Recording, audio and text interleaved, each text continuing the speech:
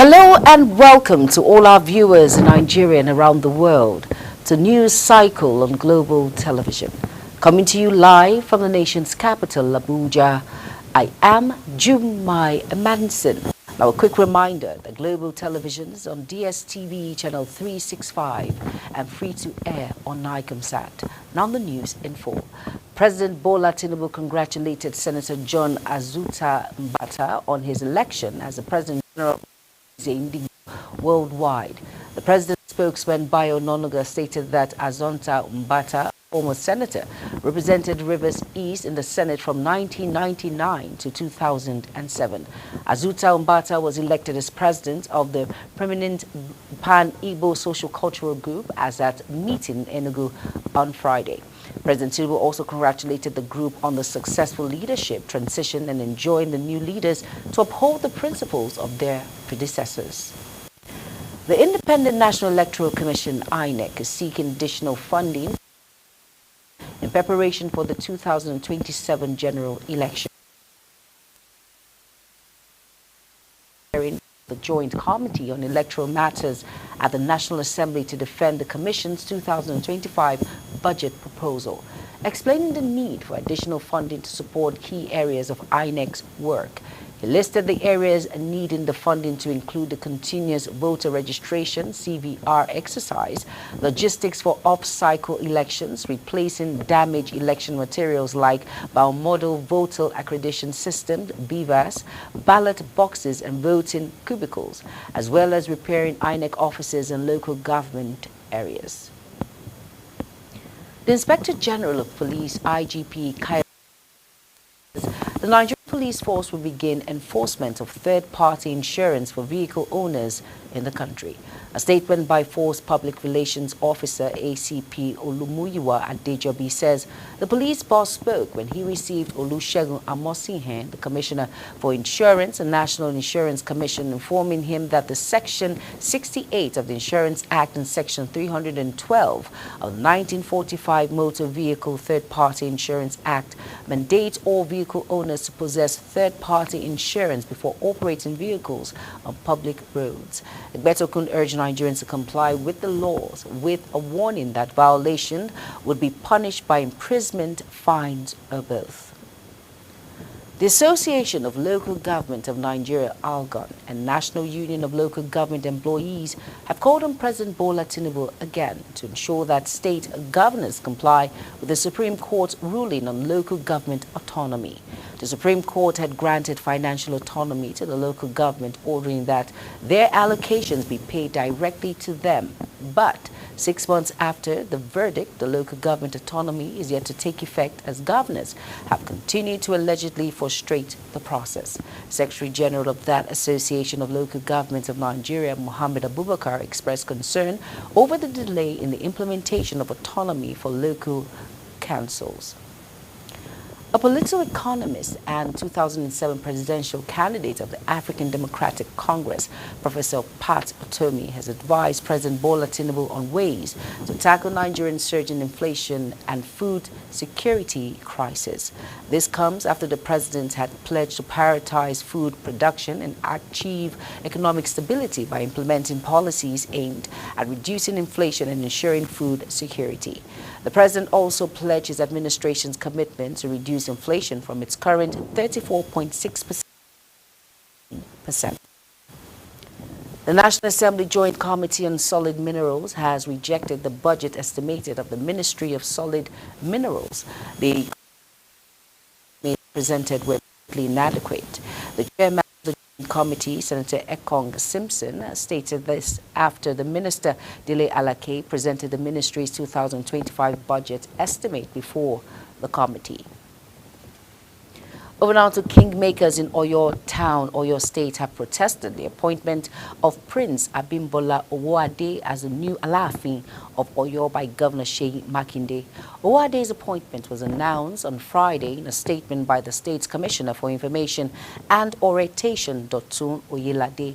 Sparkling controversy within traditional circles, Oyelade said after extensive consultations and traditional divinations by the Oyemese, the Oyo kingmakers, Owode was was recommended as the new Alaafin of Oyo and subsequently approved by Governor Makinde.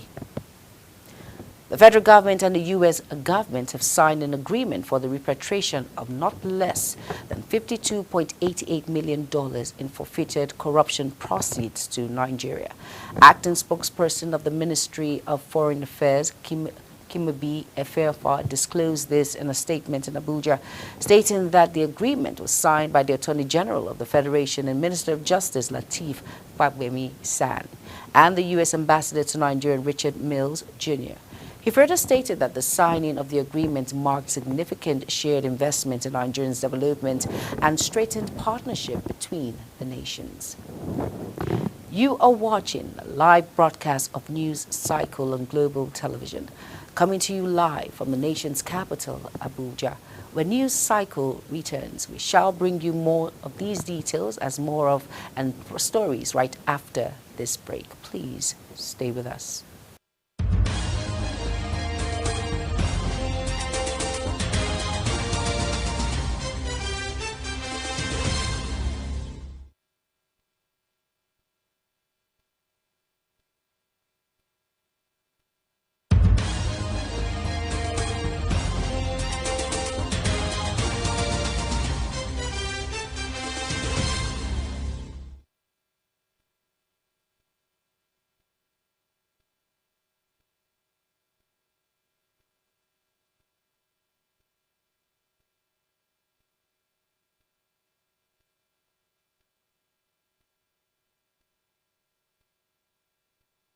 You're welcome back, and if you're just tuning in, this is News Cycle on Global Television. Thank you for staying with us.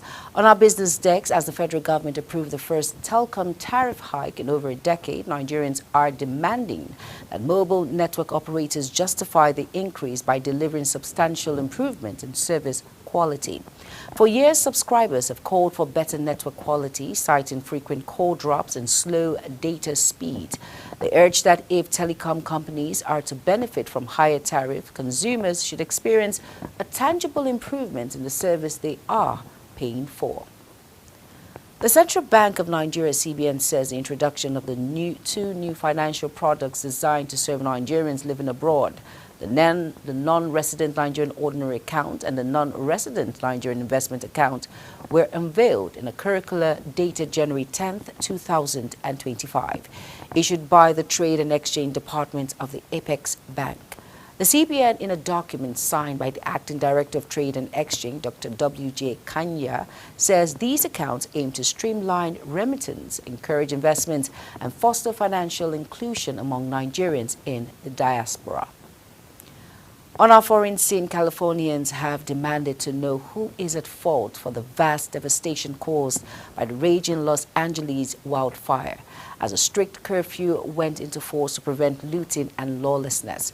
At least 11 people died as flames ripped through neighborhoods and razed thousands of homes in a disaster that U.S. President Joe Biden likened to a war scene. While Angelenos grapple with the heart-rending ruin, anger has risen over the officials' preparedness and response, particularly for a series of false evacuation alarms and after hydrants ran dry as firefighters battled the initial blazes.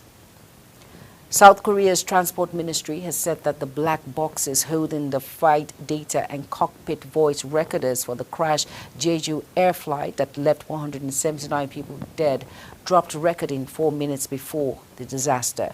The Boeing 737-800 was flying from Thailand to Muan, South Korea on December 29th, carrying 181 passengers and crew when it barely landed at the Muan airport and exploded in a fireball after slamming into a concrete barrier. The Transport Ministry said in a statement referring to a two-recording device that the analysts revealed that both the CVR and FDR data were not recorded during the 4-minute landing up to the aircraft's collision with the localizer.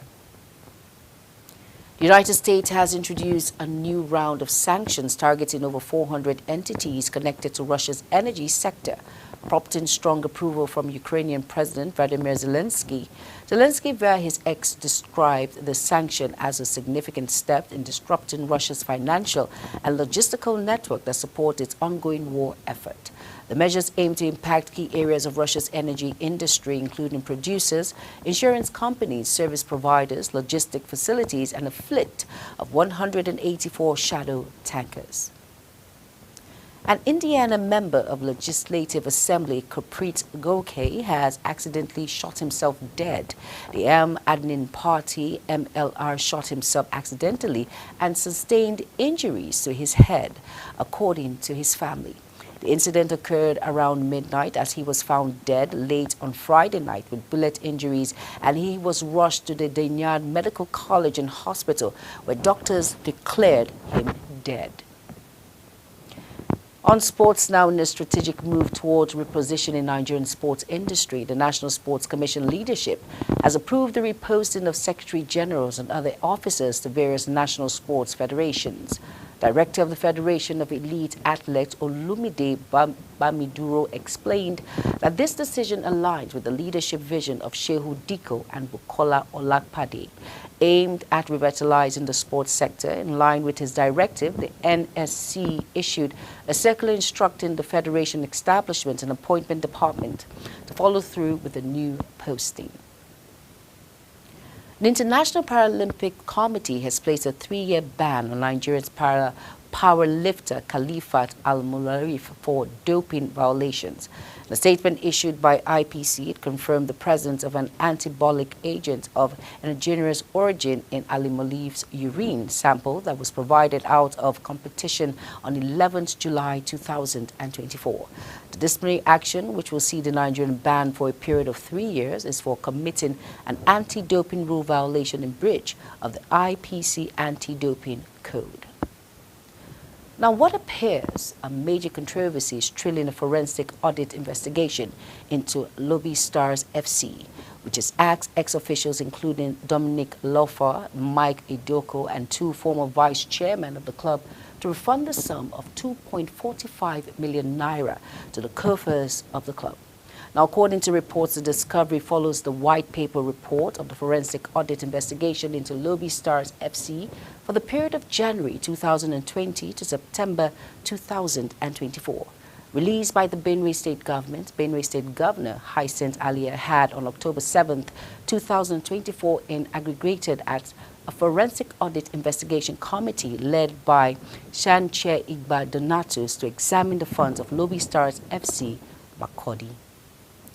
Scottish manager David Moyes has returned as Everton manager following Sean Dyche's sacking, the Premier League club announced on Saturday.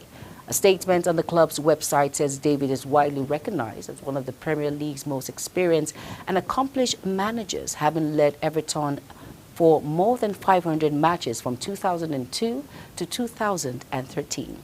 Everton has sacked Dyche on Thursday following a poor run of form with only 1 win from their last 11 games, leaving the team just 1 point above the Premier League relegation zone. That's it on Global Television News Cycle.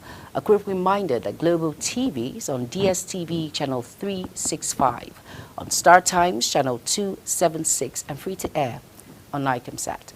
Kindly follow us across all social media platforms as showing on your screen by using @Global TV NG. I am Jumai Manson. Thank you for watching.